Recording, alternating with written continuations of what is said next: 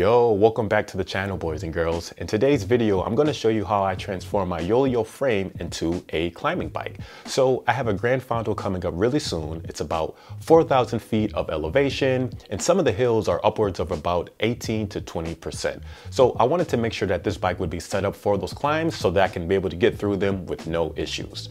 Now, the last time I was out on these same rolling hills, I was using a 52-36 crank out in the front, as well as an 11 to 28 cassette out back. And let me tell you right now, it was absolutely wrong. The gearing I had was just terrible. And I was grinding up these hills at about 55 RPM at about 350 watts. It was one of the worst rides I ever had in my life. I never wanted to do it again with that gearing setup. So in this video, I'm going to show you some of the components that I put on this frame and show you guys how you can also turn your bike into a climbing bike. So let's get started. All right, guys, this is everything we're going to need for this transformation. We'll need an 11 to 34 cassette.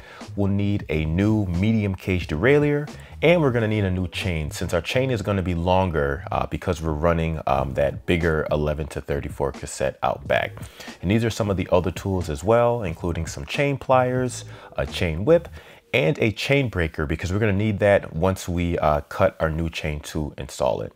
And now we're just, of course, removing that rear wheel. And this video as a whole, guys, it's not intended to be a full-on how-to as far as swapping out your components for your derailleur, a cassette, or even the brake pads. I've done videos on that in the past, so this is more or less just a visual guide to let you guys know that swapping out components on your bike, it's not super difficult as long as you have the right tools. And now we're just going ahead and removing the original short cage derailleur. We're removing that cinch bolt, as well as the bolt that is keeping the derailleur attached to the frame.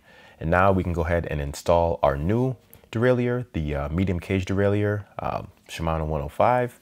We can go ahead and get that cinch bolt bolted down.